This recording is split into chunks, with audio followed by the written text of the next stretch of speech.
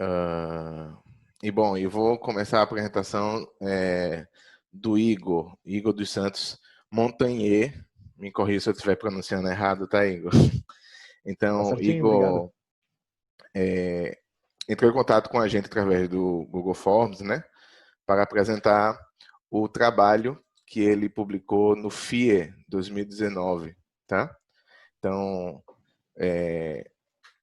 o ensino de programação em C em um contexto, tá?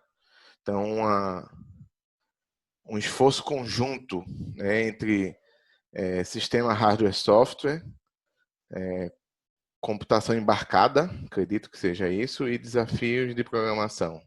Seria isso, Igor? Ah, eu dei um replace all. É que eu dei um replace all na apresentação que eu fiz ela em português, mudei bastante coisa. Tá, joia, Igor, fique à vontade. Você tem 30 minutos, 20, 30 minutos para poder Tá bom. apresentar. E logo depois a gente abre para discussão, tá bom?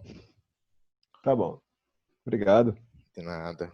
Então, vou começar um pouquinho, né? Então, primeiro, obrigado pela oportunidade de participar, né?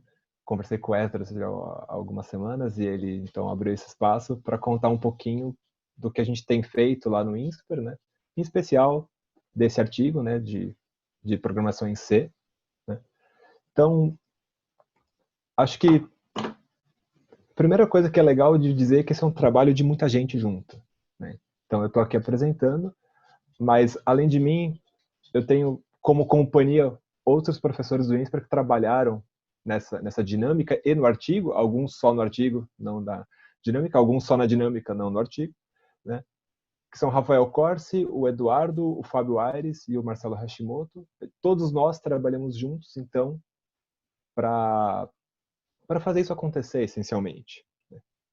E quando eu conversei com o Esdras, né, ele me falou, puxa, talvez seja legal contar um pouquinho de onde você vem, né?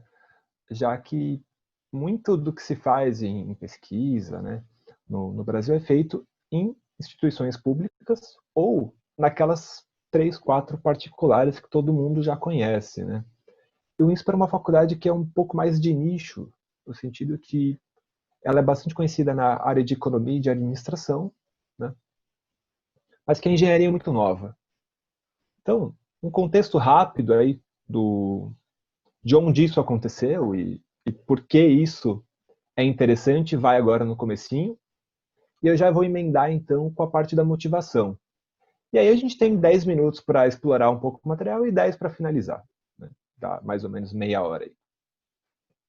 E a parte interessante do INSPER, na minha visão, as coisas que eu separei para dizer, né?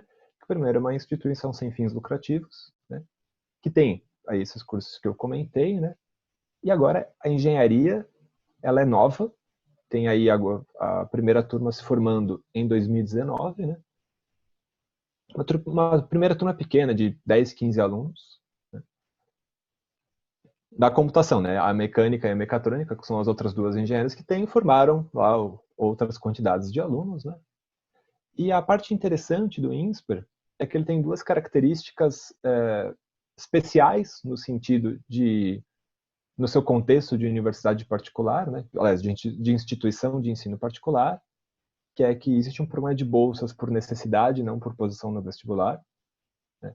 Então, um aluno que passa no vestibular e que tem potencial, de alguma maneira vai se arranjar alguma bolsa para que ele estude, seja uma bolsa integral, seja então uma bolsa parcial. Mas, de qualquer maneira, tem-se essa ideia de quem passou no vestibular deveria conseguir estudar no INSPER, independente se tem dinheiro ou não, né? E a segunda característica aí que eu acho bem única, e essa sim, ela, ela faz parte do porquê esse trabalho é possível, é que existe aí uma espécie de carreira em Y. Então, você tem professores em tempo integral, que são alguns dedicados à pesquisa, alguns dedicados ao ensino. E cada um faz o que tem de melhor na sua área, né?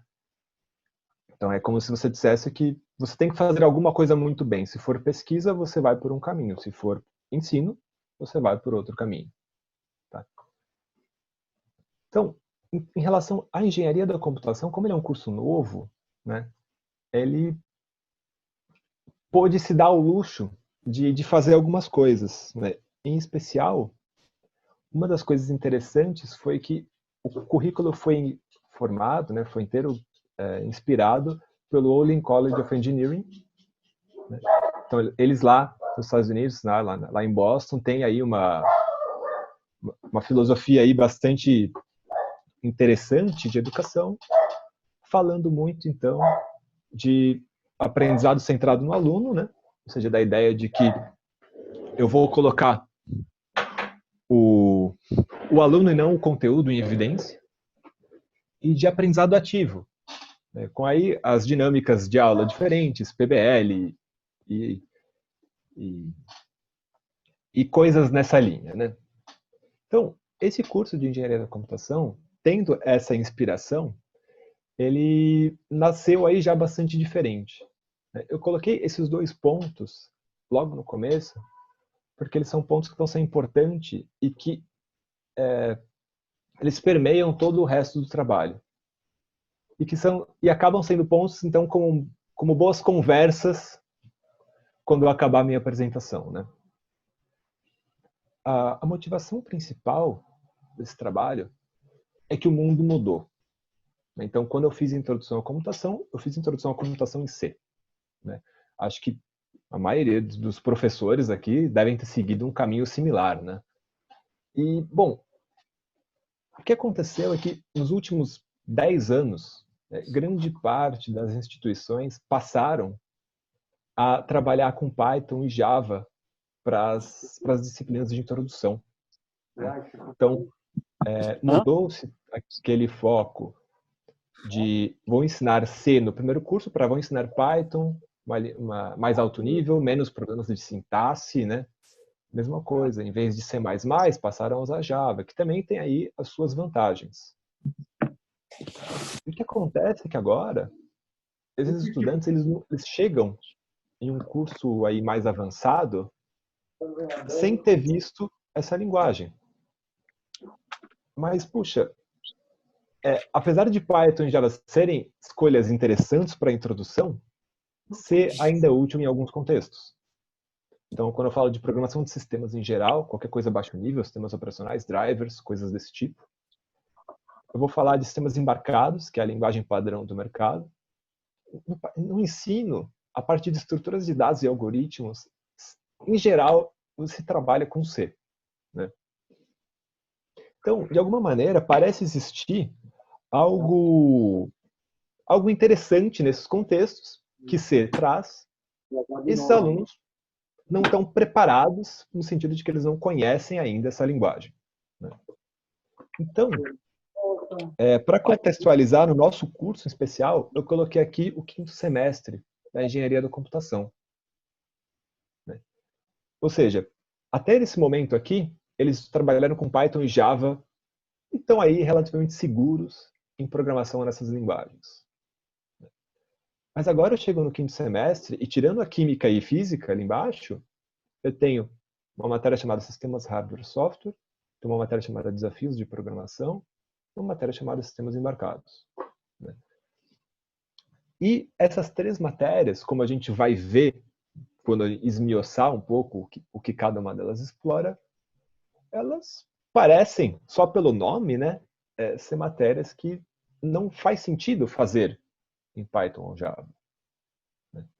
Então, esse semestre, quando a gente olha para ele, já dá alguma dica de que, puxa, talvez essa experiência que eles têm em termos de tecnologia não seja útil, né?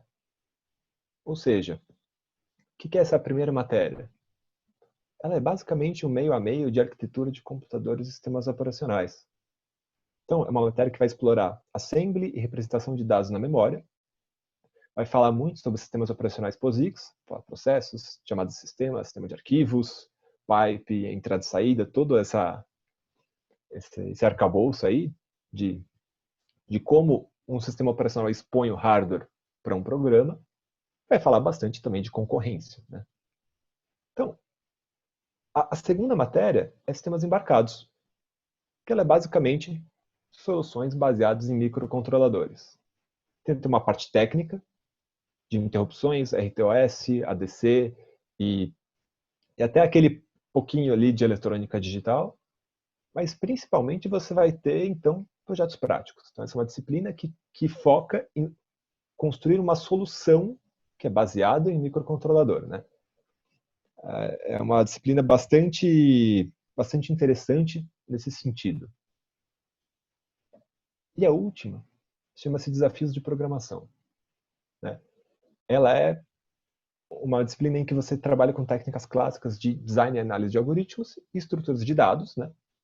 Então você fala lá de complexidade de algoritmos, você fala de divisão e conquista, programação dinâmica, vai falar de estrutura de dados, pila, filha, vetor dinâmico, toda essa árvore, né? Todo esse conteúdo aí fundamental, né, de computação, mas com um foco um pouco diferente. Então, aqui a gente vai falar de análise de algoritmos em contexto e não em implementação. Então, não é aquela disciplina em que os alunos implementam divisão e conquista 20 vezes com problemas diferentes, ou que tem aquelas soluções meio cabeludas de programação dinâmica, né?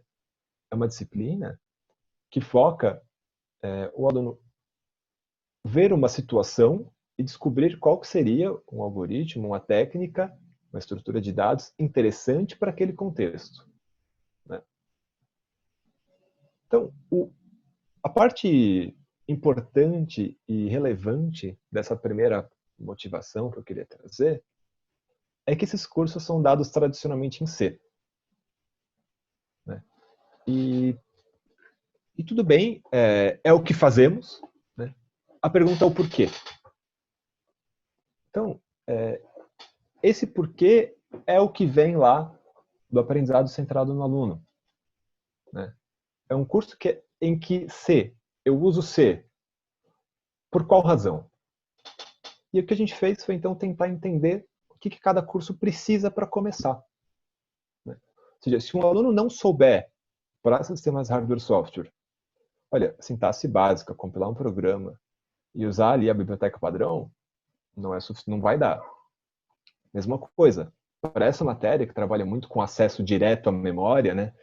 E vai, entre aspas, fuçar o que tem lá para entender organização de dados, ponteiros e aritmética de ponteiros é essencial, né? Além disso, usa-se C nessa matéria porque você precisa de uma interface direta com o sistema operacional e C é a linguagem mais básica nesse ponto, em cima do assembly, que a gente não gostaria de usar, né? E por último, tem um ponto interessante que ela é uma linguagem simples. Então, para traduzir isso para assembly, que é o processo de compilação, né, isso é inteligível o suficiente, né? Então, essa disciplina tem essas necessidades, né? A gente fez a mesma coisa para, então, computação embarcada, que revelou um conjunto de necessidades parecido, mas diferente. Então, eu continuo precisando da sintaxe básica, continuo precisando de biblioteca padrão, mas aqui eu vou falar, então, de máscara de bits, eu vou falar de entrada e saída mapeada em memória, e eu falo, então, claro, eu falo de ponteiro de função, né? Mas eu também falo de ponteiro, string, vetor, struct, falo de alocação dinâmica de memória, né? Tudo isso para quê? Para construir uma solução baseada em microcontrolador. Então, para fazer um projeto de sucesso em C, eu preciso dessa matéria, dessas coisas. E para desafios de programação, é a matéria que tem talvez os requisitos mais básicos, né?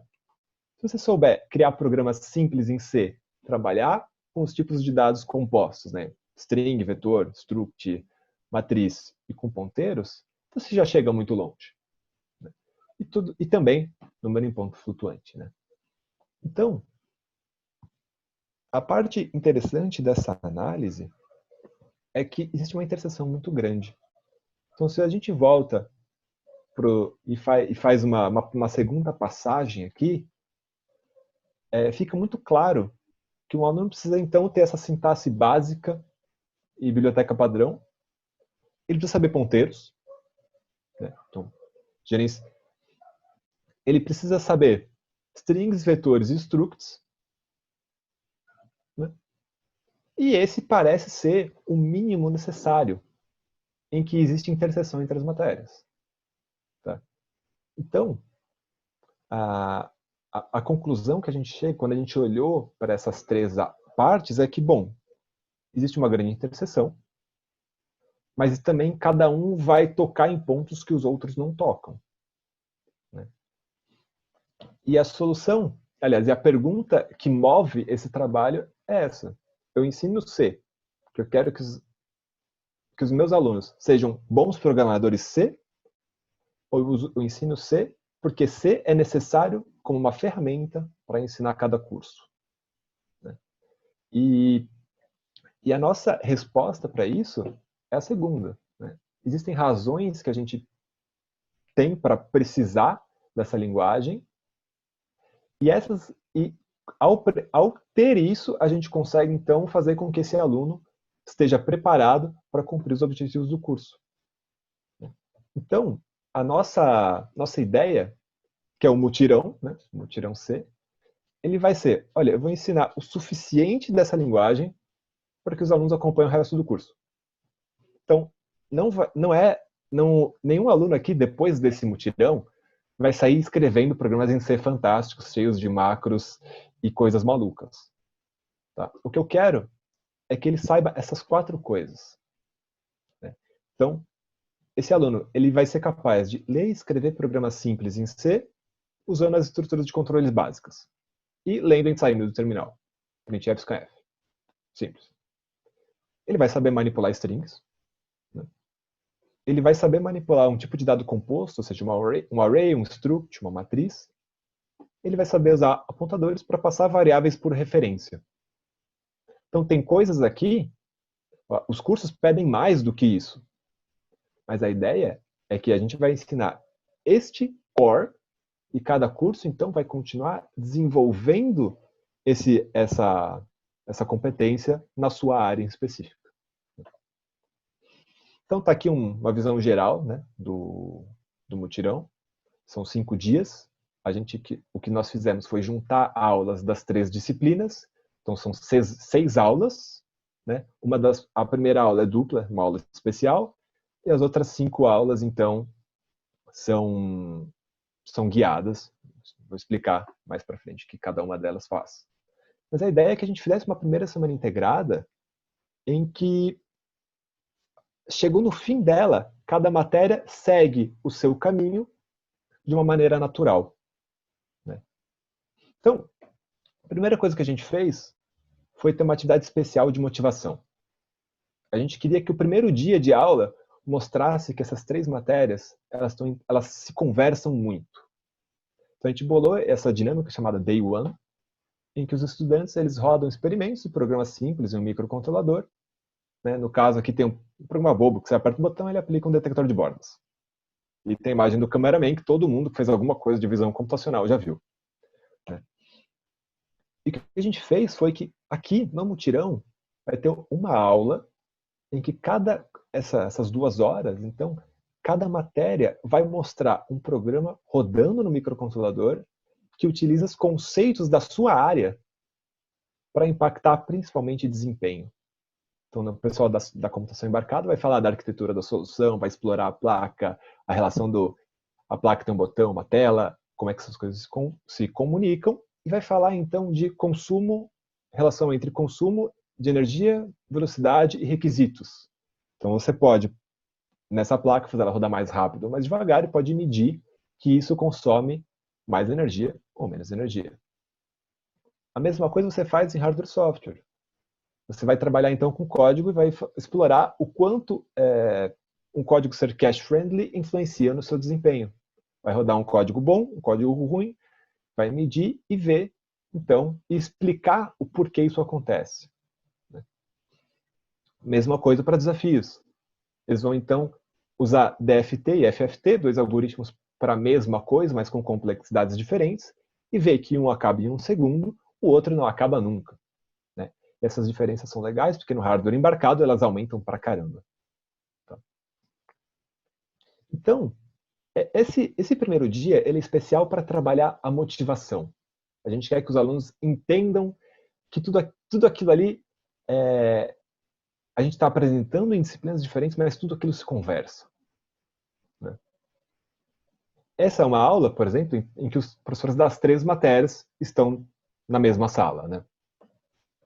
O restante tem aqui o dia a dia de cada um deles, né? Então,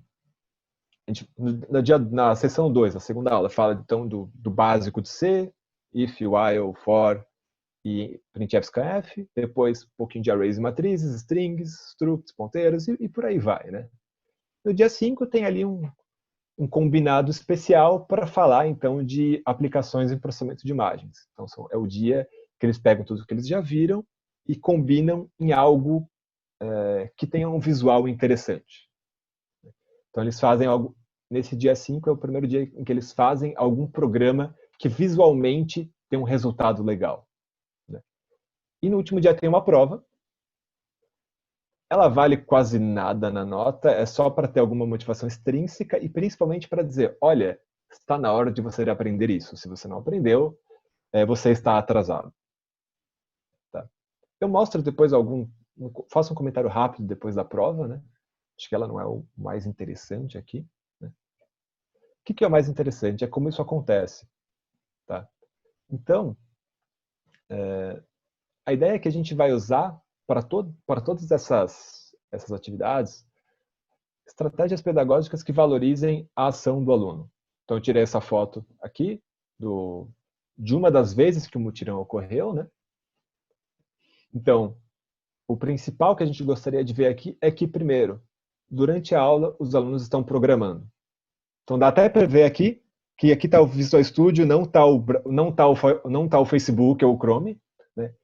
E a ideia é que cada um deles está trabalhando no seu ritmo para resolver as atividades propostas em sala. E a gente vê também, é que aqui não está favorecendo muito, mas essa é uma atividade em que você vai ter, então, sempre, em cada dia, são 2 professores em sala de aula. Então, aqui está o Eduardo. Se eu não me engano, essa pessoa aqui no cantinho tem um cotovelo só aqui na direita, sou eu. E você vai encontrar o Rafael por aí sentado, tá? Com os alunos trabalhando. Então, e também tem uma coluna aleatória, que nem tudo são flores. Mas o interessante é que o que a gente tentou valorizar nessa parte das estratégias pedagógicas é que a parte de slides, de professor falando lá na frente, fosse curta. Então tem 30 minutos no máximo. O restante da aula ela vai ter com alunos fazendo alguma atividade de programação, mas é uma coisa, mas ela é praticar uma coisa bem específica de C, então vai ter lá um exercício de apontadores. Então tem aqui, essa função funciona, você vai lá, então passa um valor por referência para uma função e verifica se esse valor foi atualizado ou não. Tem tem atividades que são de simulação de código. Tem lá um código, ele pede para você dizer o que ele faz. Ou seja, ao final dessa função, qual que seria o valor a saída na tela, ou qual que seria o valor de tal variável? Né? A gente tem também alguns exercícios que tentam entender o que o aluno, se o aluno compreende uma função, um pedaço de código de uma maneira mais global. Então, basicamente falando, você consegue explicar o que essa função faz? E também alguns exemplos simples de erros comuns, né? Tipo, todo mundo erra isso. Você vê o erro? Sim ou não? Se sim, marca onde está errado, corrige. Né? Para evitar aquelas coisas, sei lá, ponto e vírgula, esqueceu o ampersand no scanf, coisas desse tipo. Né? E aí a gente coloca lá uma série de checkpoints para que os alunos parem e discutam com a gente ou entre si algum conceito mais abstrato e validar soluções. Então, essa dinâmica aqui, ela acontece com o professor rodando na sala, sentando ao lado dos alunos e perguntando o que eles estão fazendo, quais são as dificuldades, quais são as dúvidas e tentando aí progredir para que eles cheguem no objetivo final. Né? O material que a gente usa, então, eu vou pegar aqui o de Arrays. Vai. Ele tem essa ideia de que depois dos professores dar uma introdução a esse assunto, esse aluno, então, ele vai seguir esse texto, que ele tem um misto de vamos relembrar o que foi falado em aula e vamos, então, trabalhar. Ou seja, tem aqui a mesma figura que eles viram no slide, com uma explicação em outras palavras, né? Que vai, então, que depois de revisar esse assunto, pergunta, simule esse código, escreva a sua saída abaixo. Né? E depois diga, rode esse código, ele está em tal lugar. Os resultados foram esperados, você consegue explicar por que eles foram diferentes? E aí, quando o aluno eventualmente chega na resposta, ele pode conferir ela aqui e em algum momento vai ter aqui tem aqui alguns checkpoints para que você possa, então, discutir isso com o professor. Então, se o aluno chega, respondeu alguma coisa, viu aqui, não tem nada a ver, ele levanta a mão, algum professor vai lá conversar com ele e tentar entender onde que foi errado e como, então, e vai reexplicar, usar exemplos, usar mesmo o próprio código que tem aqui na questão, né, para tentar fazer com que o aluno, então, entenda essa parte e possa prosseguir. Então, tem aqui todas as 6 aulas, né? E a gente também muitas vezes coloca algum tipo de avaliação, exemplo, né, contando um pouquinho, para eles terem uma ideia do que esperar da prova, né? Questões básicas de múltipla escolha para algumas coisas simples de C e alguns programas, então, para eles desenvolverem. Olhando essas coisas, o material em si, ele foca que o aluno consiga escrever programas simples em C. Então, ninguém está pedindo algo sofisticado. É como se você passasse por esse aluno que já fez aí várias matérias de computação, um exercício de introdução à programação e falasse, faz ele em C. Esse aluno, então, é capaz de resolver esse exercício de introdução à programação agora em C e não em Python ou em Java. Essa é a proficiência que a gente está esperando. Né? E é isso, claro, tem influências no que eles aprenderam. Então, vai ter que trabalhar com strings, é mais difícil, vai ter que trabalhar com struct, com apontador, né? Tem aí as suas dificuldades, mas eles deveriam estar tranquilos com o algoritmo e a novidade é a linguagem. Tá?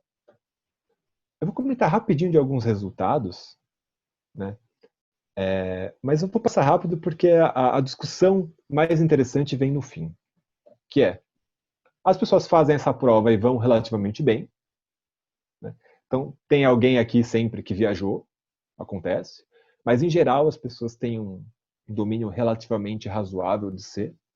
Então, se você perguntar para ela qual que é o resultado desse programa simples, elas vão conseguir fazer. Vão conseguir dizer, mesmo que o programa use structs e apontadores, por exemplo. Né? A discussão interessante é quando você olha para os erros catalogados no primeiro projeto de computação embarcada. Todos esses erros, eles falam de não de, como eu posso dizer, não de uso básico da linguagem, mas de qualidade de código em geral. Então, não usou função, então tem aquele linguição no main gigantesco bagunçado. Ou, usou função, mas tem código repetido, não usou define, tem toneladas de globais. Né? Então, são coisas de que alguém consegue produzir algo em C que funciona, mas que poderia agora ser melhorado em termos de qualidade e não de dar certo ou não dar certo. Né? Eu coloquei aqui esses pontos positivos, negativos, né? Um resumo rápido, que foi a mesma coisa que a gente apresentou no artigo, então acho honesto comentar. Né? As coisas mais positivas desse tipo de atividade são que os alunos seguem seu próprio ritmo. Então, aquele cara que é mais devagar, ele tem tempo para ser mais devagar e tem tempo para algum professor passar lá do lado dele e conversar. Já aquele aluno que é mais rápido, ele manda ver. Chega no fim da atividade e pede mais. Né? Outra coisa é que a contextualização tem funcionado muito bem. Então, quando você passa lá o projetinho com imagens, eles ficam muito felizes, porque eles rodam o programa que eles fizeram, eles olham a imagem e dá para saber se ficou certo ou não. Né? Então, isso tem sido uma coisa que ajuda a motivar e a fazer os alunos quererem, então, resolver os exercícios e comparar resultados, né? A parte ruim é que sempre tem aquele aluno que ignora o checkpoint. Então, assim, tinha um que era impressionante. Ele entrava na aula, aí ele olhava todos os checkpoints e ele começava, então, a fazer os exercícios de baixo para cima, porque ele achou que essa seria uma estratégia razoável. E a outra coisa que a gente tentou em algumas aulas, usar aqueles compiladores online para evitar que os alunos tivessem que instalar muita coisa. Mas só deu problema. Nesse momento introdutório, existe aí a dificuldade do aluno dele saber se o erro é na ferramenta do compilador online, que está dando pau, ou se é no código dele. Então, é muito mais interessante que a gente fale, não, todo mundo nessa aula aqui vai ter Linux, todo mundo nessa aula vai ter Windows, com o GCC instalado no Linux, com o Visual Studio instalado no Windows. Dá trabalho para acertar, mas o resultado é melhor, né? A gente, pelo menos, é o que é a nossa expectativa. Tá? Tem ideias de melhorias, como teste automatizado, ou algumas diferenças em como você organiza os handouts, né, para fazer por dificuldade ou por assunto, né? Mas acho que o que a gente vê de mais interessante aqui é que a gente gostaria, então, de melhorar a nossa abordagem científica em relação a atividades desse tipo. Ou seja, será que eu consigo medir efeito da motivação do aluno com a sua nota no curso? Ou seja, essa atividade, o aluno que se motiva por essa atividade vai bem depois? Né? Será que eu conseguiria coletar dados de progresso para saber quem está mais rápido, quem está mais devagar e, de alguma maneira, agir em cima disso? E, finalmente, né, a gente escolheu trabalhar com C usando ela como uma ferramenta, uma coisa bem básica. Mas será que no fim do semestre a gente não gostaria que eles fossem bons em C, além de ter conseguido o conteúdo? Então essa é uma pergunta que a gente tem discutido e não tem certeza ainda de como lidar com isso, né? Então eu marquei aqui meu tempo para encerrar com 3 coisas que eu achei que são destaques do trabalho e são coisas que eu particularmente valorizo. É que a gente precisa criar essa sinergia entre disciplinas. Então, aquela coisa compartimentalizada de cada área na sua não é tão legal. É muito fácil e é possível a gente trabalhar com disciplinas que falem entre si e que um professor aparece na aula do outro e desenvolve assuntos juntos, né? A segunda é essa ideia do aluno trabalhar ativamente durante a aula. Então, aquela cena clássica do aluno que dorme na aula na expositiva, aqui a gente não tem, porque a expositiva dura 20, 30 minutos e depois ele tem que trabalhar. Né? E a última coisa é que contextualização para a gente é algo interessante e é o que a gente conseguiria fazer, né, para aliar teoria e prática. Então, essa era a apresentação que eu preparei. Ela é uma apresentação um pouco diferente do que eu fiz no congresso, né? Então eu tentei preparar algo que fosse aí interessante discutir nesse fórum brasileiro e não e que fosse um pouco menos específico do artigo, né? Obrigado pela atenção, né? Acho que por mim a gente poderia passar aí para a parte das perguntas, das discussões.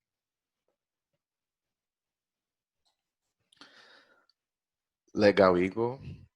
Obrigado aí Eu acho que pela. eu fui no tempo certo, eu cronometrei e deu 31. Então talvez passei um pouquinho. Não, tranquilo, excelente.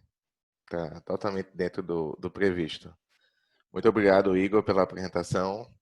É muito bom poder conhecer um pouco mais do trabalho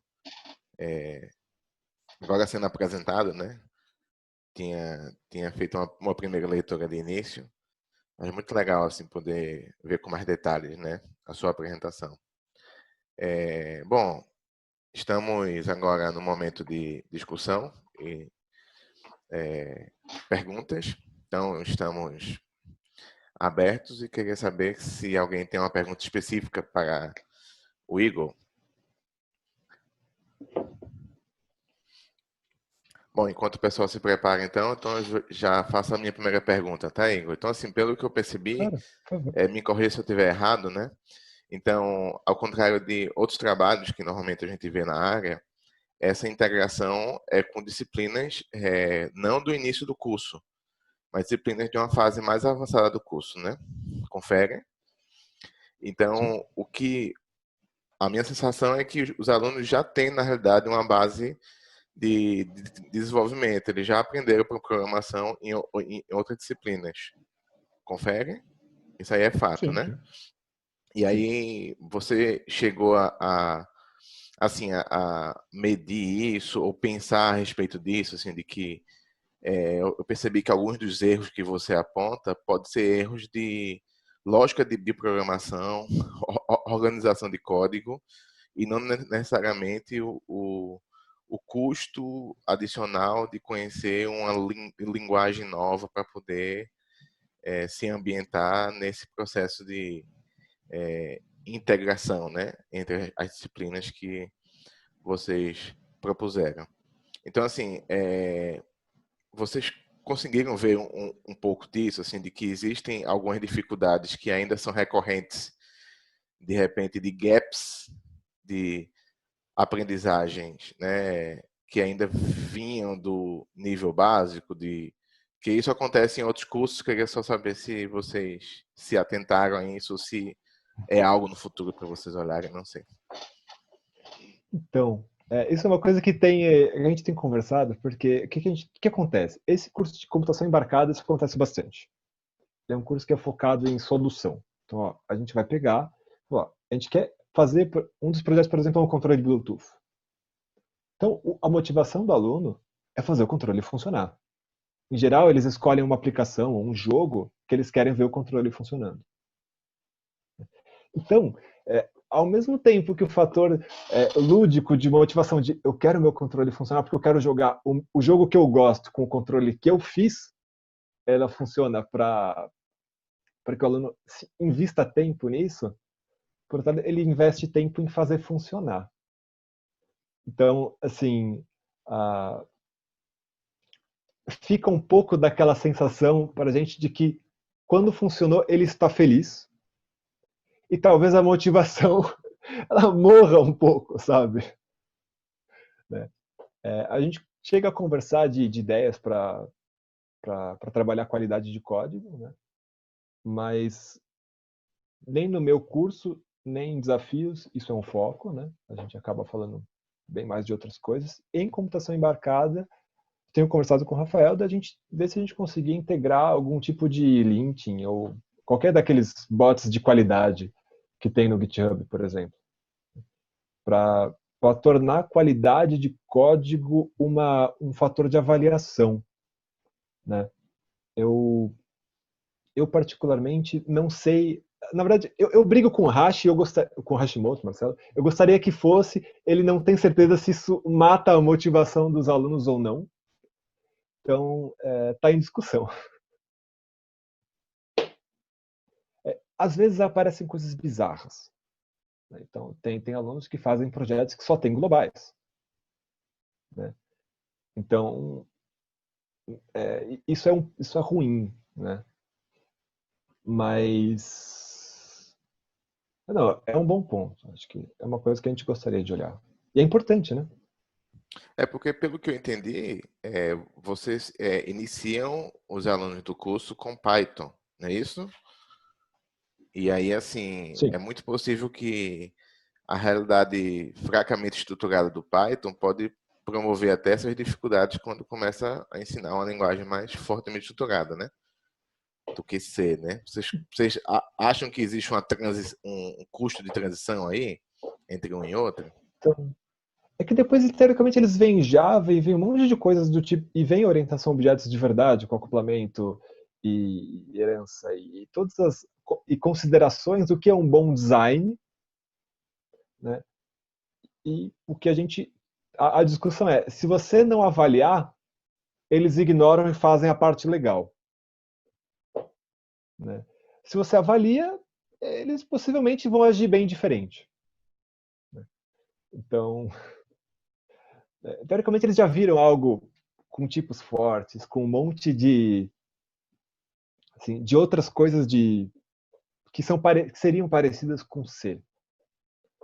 Mas não temos certeza até onde a vontade de fazer uma coisa funcionar ganha de fazer um código bonito.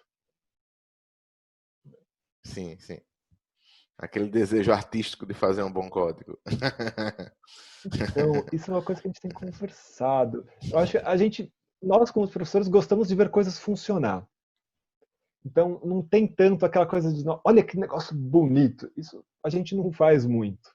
E talvez faça diferença, né? Sim. Não, joinha. Bom, eu vou perguntar se a Ila quer fazer a pergunta diretamente, Tem uma ou quer que eu mensagem. leia. Não sei se a Ila está Eu com a... posso falar aqui rapidinho. Tá joia. Fica à Tudo vontade. jóia, tarde, pessoal. Então, parabéns aí pelo trabalho, Igor, muito interessante. E aí, uma coisa que eu fiquei muito curiosa, e por isso que eu coloquei aí como questão, é assim, que dicas você daria para facilitar essa colaboração entre os professores e também para facilitar essa colaboração entre os estudantes? Né? Porque o que eu tenho percebido é que, assim, eu sou super favorável a qualquer abordagem de aprendizagem colaborativa, sabe? Só que eu tenho percebido, né, em algumas pesquisas que tenho feito experiências também em sala de aula, que existe uma resistência por parte de muitos estudantes. Eles acham que está atrasando eles. A gente coloca ali os alunos em equipe, mas eles praticamente ignoram quem está ali do lado, sabe? E aí eu queria ver, ou então, não, eu quero fazer sozinho, e assim, dizer explicitamente, sabe? E aí eu queria ver que estratégias vocês usam para que isso seja efetivo. Né, tanto entre os estudantes quanto entre os professores, porque às vezes entre os professores, todo mundo super atarefado, né, e aí essa parte de integração é algo que consome um tempo relativo e assim, faz com que cada um saia um pouquinho de sua zona de conforto. Aí eu queria ver algumas dicas que tu pudesse compartilhar com a gente. Tá bom. Então, ó, eu vou falar um pouco de coisas de sala, tá? A minha disciplina tem a maioria dos trabalhos individuais, acho que são quase todos. Então, assim, um projeto em grupo que dura lá um mês, eu não tenho muita experiência com isso. Tá? O que eu posso falar é sobre a sala de aula. Né? Então, eu vou pegar a foto da sala aqui, que eu acho que ela pode ser interessante, vai me ajudar.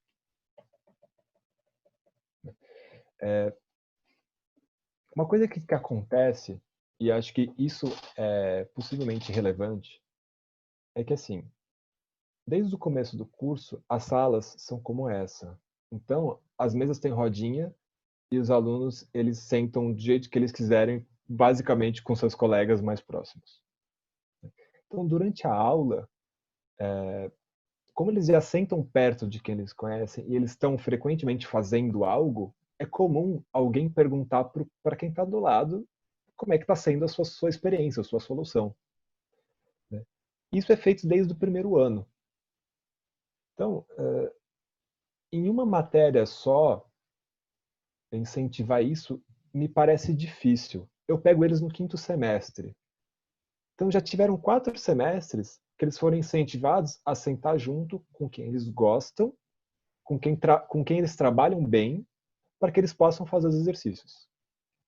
Então, para mim, eles chegam mais ou menos prontos. Só vão trabalhar, eles já sentam com as pessoas que eles gostam, sentam todos os dias com as mesmas pessoas nos mesmos lugares. Então, chega no ponto que eu consigo fazer chamada porque eu olho e vejo, aquela mesa ali tem aqueles 5 de sempre e faltou um. Né? Eu diria que em uma disciplina só, para os alunos, é um choque. Eu pego eles já treinados desde o começo. Eu ouço bastante comentários de alunos resistentes no primeiro semestre, mas como se insiste isso durante o curso todo, eles eventualmente gostam. Né? Mas sim, tem alguns que preferem andar sozinhos, mas ainda assim eles sentam junto com os colegas. Né? É que não vale nota, né? Então isso eu acho que talvez facilite um pouco. Não é uma atividade avaliativa, é uma atividade de aula para entender aquele conteúdo. eu não sei se isso ajuda ou não. O que você acha? Não, acho que realmente se eles já se acostumam desde o início a estarem trabalhando assim, porque você falou, né, dessa importância de estar aprendendo junto. Realmente, assim, se desde o início eles ficam juntos mesmo por obrigação, acho que realmente essa configuração pode ser um fator que realmente também influencia, né? Mas, de fato, eu vejo como um desafio muito grande, e principalmente assim, porque a gente também quer desenvolver as habilidades sociais neles, né? Essa habilidade de não só trabalhar com quem você gosta, mas também ter a habilidade de trabalhar com quem você não gosta. E aí, assim, às vezes eu meio que tento experimentar um pouco isso e eu sinto uma resistência grande. Aí por isso que eu te pedi assim, um pouquinho da tua experiência para compartilhar. Porque eu vi essa configuração da sala, eu me lembrei, disse, eita, como é que ele faz o pessoal compartilhar? Acontece isso, que eu vejo muito, de um aluno não querer, não, ele não quer sentar só com ninguém, não quer fazer junto com ninguém, né? Ou então ignora, tá ali do lado, mas ignora quem está do lado. Então, como é que a gente lida com isso, sabe? Mas eu acho que realmente isso de realmente forçar a cultura desde o início do curso é um caminho. Como eu pego eles no primeiro e segundo período, então ainda estou no processo de criar essa cultura, né? Sim. Eu, particularmente, acho que você conseguir mexer na sala faz diferença. Então, assim, eu estudei num lugar, né, estudei na USP, em que a gente tinha aquelas carteirinhas pequenininhas, uma dos lados das outras, todo mundo sentado para frente. Né? E esse ambiente não ajuda a criar coisas em que as pessoas trabalhem junto, né? Então, assim, para trabalhar com alguém é legal que você consiga sentar às vezes e olhar para ela e ter espaço para fazer as coisas, né? Então, talvez espaço físico faça diferença. Beleza, obrigada, Igor. Agora, dos professores, você perguntou, acho que é legal comentar. Eu não sei. Né? Eu vou te falar a minha opinião, a minha visão do que acontece no INSPER, né? Mas ela é a minha visão, vai ter aí seus problemas, vai ter aí suas limitações, né? O que eu notei é que, assim, eu cheguei mais ou menos quando o curso estava na sua terceira turma entrando, né? E a, a ideia dos professores colaborarem é basicamente uma escolha de contratação. Então, vai para frente na carreira, digamos assim, né? Quem está disposto a trocar ideias, a conversar e quem está aberto a, por exemplo, um professor passar na sua aula e dar pitacos. Né? Então, é super comum, eu estou dando uma aula, outros professores, inclusive do mesmo semestre, né, que estão falando com os mesmos alunos, dão uma passadinha, dão um oi, fazem um comentário, a gente passa avaliações entre si para revisar, para ver se está legal, se está pesado. Então, me parece que parte disso é na contratação mesmo. Então, quem tem essa boa relação com os outros professores e tá a fim de conversar, de ensino, progride mais, né? E, bom, como tem aquela separação que eu comentei entre as carreiras de ensino e pesquisa, uma pessoa que está mais interessada de pesquisa, ela vai para outro caminho, né? Então, você acaba juntando ali as pessoas que realmente estão ali para procurar excelência de ensino. E aí fica aquela coisa meio natural, né? Eu quero fazer um negócio muito bem. Você que também quer, o que você acha disso? Essa é a minha visão. Eu gosto muito de trabalhar lá, então algumas coisas talvez eu veja com óculos cor-de-rosa, mas é a minha interpretação das coisas. Então, a resposta honesta é: eu não sei como se faz isso em outros lugares. Legal, Igor. Tem mais uma pergunta do professor Heitor. Se o professor Heitor quiser perguntar, fica à vontade, Heitor. Igor, obrigado, Esdras. Igor, obrigado pela apresentação, muito bom. Eu tive a oportunidade de ler rapidamente o artigo. Aí eu vou direcionar a pergunta mais na pergunta do Esdras, lá na última coisa lá, última parte, que foi sobre a manutenção. Como eu sou pesquisador na área de manutenção de software, o que você acha que é experimental, né? O que você acha, então, que se os alunos têm a tendência de não se preocupar com um código bonito, de colocar a experiência de pegar código do semestre passado e colocar para eles aumentarem, atualizar os requisitos, mudar esses. E aí mostrar para eles, na prática, que o código bonito, entre aspas, é importante. Por quê? Porque ele não está sendo feito código bonito para eles. Está fazendo código bonito para os demais, para os que vêm depois. E, eventualmente, ele pode ser um depois, que vai pegar um código desse tipo. Então, seria interessante, né, no seu ponto de vista, colocar essa prática, esse experimento dentro da sala de aula, no caso, aplicado no seu contexto? Obrigado desde já. Obrigado, Heitor. Essa é uma pergunta muito boa.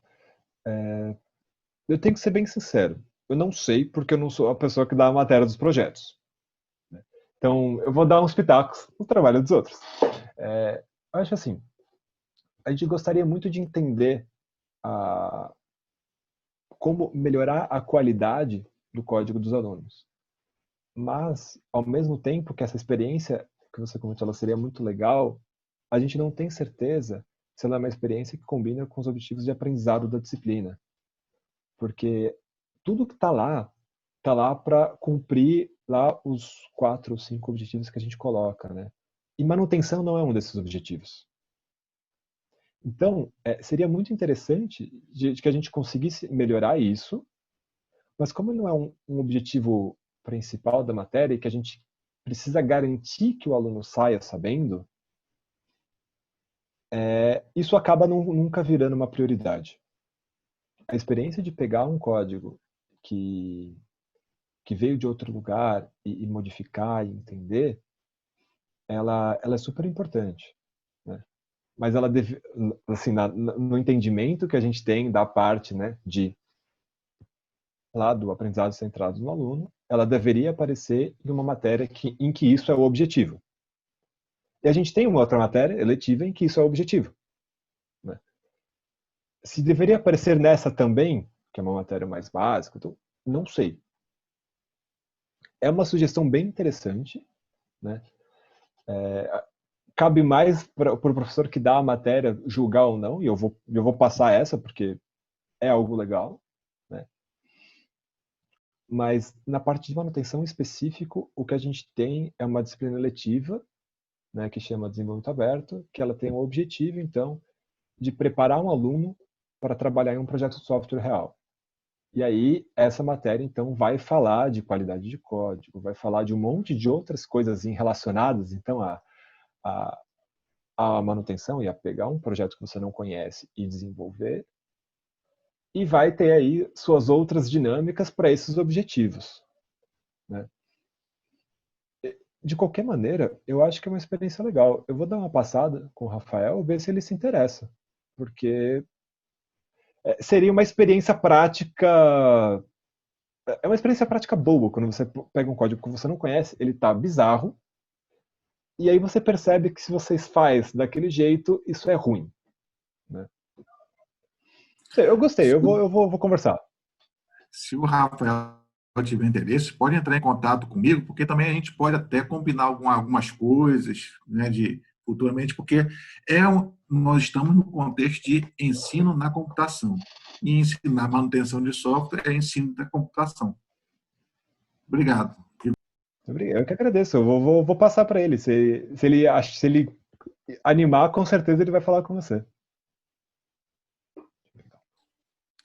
Jesus, obrigado. De nada, Heitor. Fica à vontade, que joia.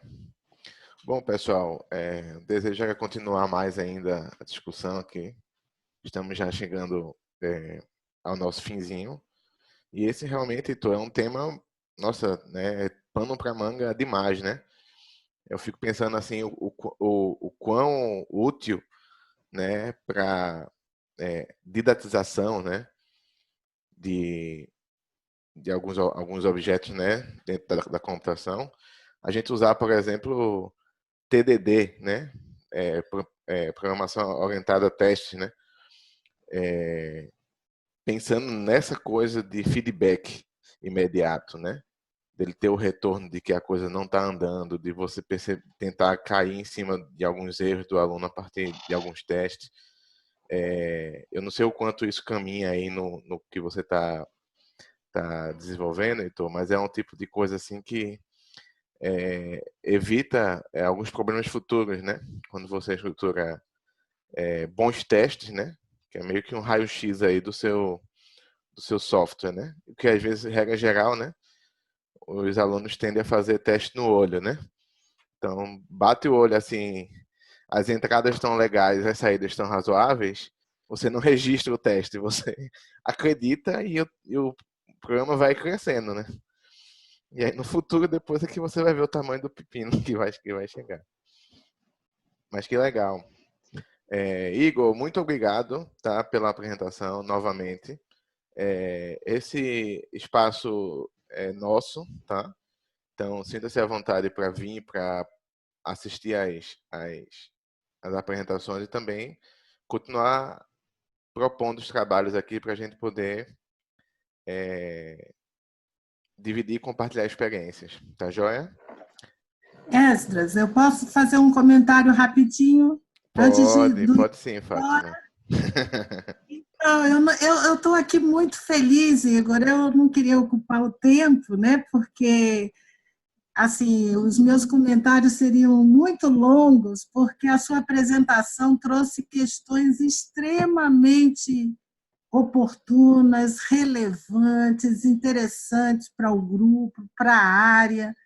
Essa questão do ensino, né, dessas habilidades e competências básicas, né, da programação, que une diferentes cursos e necessidades em disciplinas básicas, é muito interessante. E você trouxe, parabéns, você trouxe um desenho pedagógico extremamente rico, que traz assim estratégias que vão dentro de uma abordagem inovadora, digamos, né? Quando você faz essa abordagem de trabalho colaborativo, quando você procura identificar o DNA que integra as diferentes competências em diferentes cursos. Eu não vou assim usar esse espaço nesse momento, porque nós não temos, para fazer as provocações que eu acho extremamente oportunas para a área, né? Quando o professor que falou, eu acho que foi o Hugo, né? Que falou agora, quando ele se interessa pela Heitor, né? Pela melhoria do código, e aí você responde, isso não está nos objetivos de aprendizagem. Perfeito, não é essa clareza que nós precisamos ter. Qual é a finalidade da disciplina? Quais são os objetivos de aprendizagem? Quais são os objetivos de ensino, que são conceitos diferentes?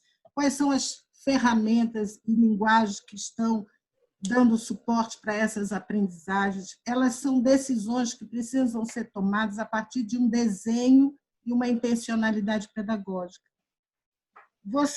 Você também tangenciou essa questão da formação do professor, da contratação do professor, quando você diz assim, eu acho que é só na hora da contratação. Eu achei o máximo, porque essa questão é muito relevante a gente aprofundar, porque a gente está falando de formação de professor e esse grupo precisa olhar essa questão, né? Como é que prepara esse professor para trabalhar com um colega? A cultura do trabalho coletivo, colaborativo, a gente quer que o aluno trabalhe coletivamente, né? E a gente não faz isso, né? Na nossa prática. Então, é muito... A professora Aya coloca, né, também essa questão. Então, eu agradeço imensamente a oportunidade de estar com vocês, agradeço, Ezra, eu estar nesse grupo, estar escutando vocês, enfim, eu estou me apropriando para a gente poder contribuir mais e trabalhar junto, que dá muito, muito samba aqui, viu? Obrigado, parabéns. Fiquei muito feliz com a sua apresentação, viu? Parabéns ao grupo. Obrigado, Fátima. São comentários assim bem gentis, né? E eu tenho que também dar o meu crédito, né? Eu entrei no INSPER e aprendi pra caramba depois disso. Então, quando eu entrei, o mutirão existia fazia 1 ano e eu comprei a ideia de fazer ele e eu aprendi muito com os outros professores que já faziam isso muito bem e talvez e alguns com certeza continuam fazendo e melhor que eu. Então, eu valorizo bastante o contato com outros professores. Está sendo bem legal para mim. Obrigada. Cadê o Rodrigo? Tem como alcoólico pela defesa? É Não, mesmo. o Rodrigo ele tá em viagem. Ele deve estar retornando para o Brasil esses dias aí. Então imagina o tamanho da rota que ele deve estar fazendo aí. Principalmente porque acho que não é todo aeroporto que ele pode ir por causa da Covid e todos esses problemas que a gente imagina para quem está fazendo voos internacionais em uma realidade dessa, né? Então, ele está bem feliz, né? Só para avisar aí o pessoal que já vem acompanhando aí o GEC Live. Rodrigo fez a defesa do doutorado, segunda para terça, né? Os horários dele lá é meio esquisito, né? Lá na Finlândia. E que bom, foi aprovado. E em breve deve estar já junto com a gente, mais ou menos fisicamente no Brasil, né? Ele sempre estava perto da gente aí online, né? Sempre. Então, ele está nesse processo de volta aí. Que Deus abençoe aí a volta dele. Talvez ele esteja com um pouco de ressaca, eu não sei, né? A comemoração deve ter sido boa, né? Tá joia, pessoal? Eu não sei se o Roberto tá aí, se o Roberto quer dar algum aviso, mas eu acho que chegamos ao finzinho do GEC Live. Eu vou colocar um link aí para vocês. Eu criei uma árvore de links aí, tá? Que são os links principais aí do GEC Live. É esse linkzinho aí, tá? Então tem o link das nossas redes e do grupo de e-mails também. Tá joia, pessoal? Bom, agradecer novamente. Obrigado, Igor. É um prazer. Daqui a 15 dias nós nos encontramos de novo aí no GEC Live. E qualquer coisa, entre em contato com a gente, tá bom? Bom, muito Um obrigado. abraço, pessoal. Obrigado, Igor. Que agradeço. Um abraço, pessoal. Tchau, tchau. Boa tarde. Boa tarde. Preciso sair.